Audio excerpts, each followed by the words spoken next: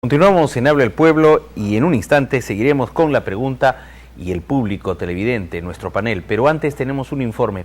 El 15 de agosto se van a cumplir 5 años del terremoto del sur chico de nuestro país. Todavía hay muchas familias que esperan la ayuda necesaria y la reconstrucción total de las zonas devastadas. Veamos. El próximo 15 de agosto se cumplirá el 5º año del terremoto de 7.9 grados de magnitud en la escala de Richter, que devastó Ica en 2007 y dejó 595 muertos, 1.800 heridos, 76.000 viviendas destruidas e inhabitables y miles de damnificados. Cabe señalar que en el Congreso anterior, el legislador nacionalista Pedro Santos, miembro de la Comisión de Fiscalización a cargo de un subgrupo de investigación, solo pudo fiscalizar 175 millones de los 100 millones de soles del Fondo de Reconstrucción del Sur, FORSUR. Santos denunció que FORSUR y COFOPRI no cumplieron con rendir las cuentas de las partidas que les fueron destinadas. Asimismo, se tenía que determinar el destino final de las donaciones nacionales e internacionales, los bonos de reconstrucción a cargo de FORSUR, muchos de los cuales no llegaron a los afectados, y la revisión de los cuestionados decretos que flexibilizaron las obras en la zona, muchas de ellas sobrevaloradas. De igual manera, era necesario indagar sobre el destino de los 2 millones de soles recaudados en el concierto Canto por el Sur, que brindó el cantautor Gianmarco a favor de los damnificados. Cabe señalar que hasta el momento unas 35.000 familias no han recibido ningún tipo de ayuda del Estado, razón por la cual se encuentran viviendo en malas condiciones, sin que la prometida ayuda llegue a sus manos, a casi 5 años del terremoto de Ica. Bien, en este caso, amigos televidentes, todos los niveles de gobierno, nacional, regional, local, tienen responsabilidad. Pero en este caso parece que no hubo obras, pero tampoco delitos. Panel, José Rocha. Sí, Rafael, han pasado 5 años de un tema muy triste. Yo tuve oportunidad de estar el mismo día que ocurrió el sismo, horas después nada más en la zona, y se vivían momentos realmente dramáticos con gente que era rescatada, los llantos de los familiares dolidos. Era una situación muy complicada, la ausencia de autoridades en el lugar que hagan algo en realidad. Faltaba agua, comida, y si tú vas al lugar, todavía el tema no está solucionado. Una de las esperanzas que tenía la gente de Pisco de Ica era que con este gobierno, justamente cuando entren los militares, porque eso fue lo que dijo el presidente de la República, va a los ingenieros, ¿no es cierto?, van a llegar a la zona, a hacer la limpieza. Por ejemplo, eso fue un tema ausente en el discurso del 28 de julio. A mí me hubiera encantado escuchar por parte del presidente qué es lo que ha sucedido hasta el momento, desde que él ingresó y mandó al batallón de ingenieros a la zona sur, que fue afectada por este movimiento telúrico. ¿Qué ha pasado? ¿Cómo va la reconstrucción, la limpieza? ¿Cuántos colegios se han podido levantar? ¿Cómo están los hospitales en estas zonas? Eso hubiera sido un punto importante que se ha dejado de lado. Doctor, esto fue un terremoto del año 2007. Pero bueno, ha habido antes más terremotos. Parece ser que todos los malos políticos, no todos, ¿no?, los malos políticos, sean gobernantes, ministros, alcaldes también, los alcaldes, etcétera, ruegan que se produzcan terremotos, porque cada terremoto ha sido un motivo para forjar grandes fortunas personales.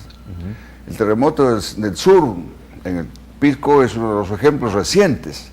Pero quiero recordar el mayor escándalo mayúsculo que se ha producido en el país en el año 1970, con el famoso terremoto de Ancash, donde desapareció Yungay, etc. En ese entonces se formó una institución que se llamó CRIPSA, que recaudaba miles de millones que han venido en aviones repletos, barcos, donativos de toda parte del mundo. Y el escándalo que se produjo entonces, en esa etapa los escándalos han sido mayúsculos y muchos patrimonios se han forjado sobre la base del drama de los peruanos. Velasco no hizo nada ahí.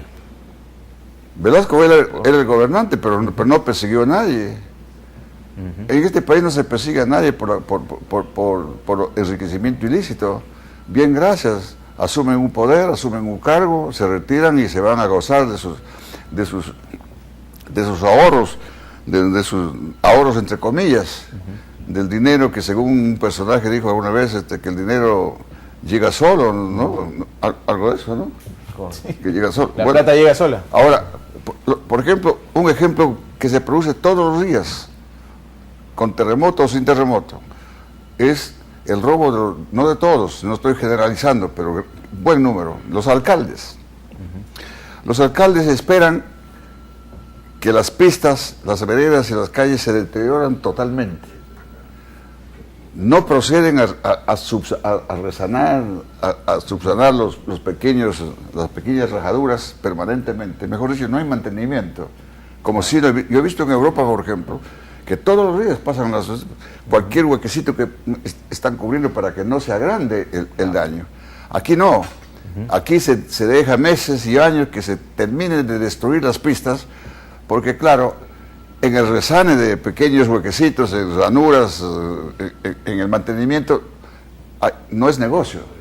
Allí no hay utilidad. El negocio está en hacer las obras cuantiosas. Es decir, el 100% de las obras, deshacer las pistas y volverlas a hacer de nuevo. ¿Quién controla eso? Pero es muy fácil de controlar. Yo dije muchas veces, y aquí repito, que el enriquecimiento ilícito es un delito, es una figura delictiva que está muy inteligentemente consignada en el Código Penal, y es el delito de más fácil probanza. Es el delito de más fácil probanza. El peculado no se puede probar fácilmente, concusión tampoco, cohecho tampoco. Todos esos delitos es muy difícil, hay que buscar pruebas. Pero en el enriquecimiento ilícito las pruebas están a la vista. Los signos exteriores de riqueza están a la vista, no se quiere tocar. Los jueces tampoco tocan esto, y en el Congreso no se quiere aprobar la imprescriptibilidad de los delitos en agravio del Estado. ¿Por qué? De repente se están tratando algunos de curar en salud, para que no les venga como una especie de boomerang más tarde a ellos mismos. De manera que la impunidad, ese se llama impunidad. Bien, dicho sea de paso, mientras están ya las llamadas telefónicas con la respuesta a la pregunta, en el caso del terremoto del 2007, malos funcionarios del Ministerio de Salud del gobierno anterior, cuando la gente estaba viendo cómo morían sus familiares en los hospitales, otros ya habían visto fallecer a muchos con los derrumbes del terremoto, habían malas personas que se metían al bolsillo 14 millones de soles.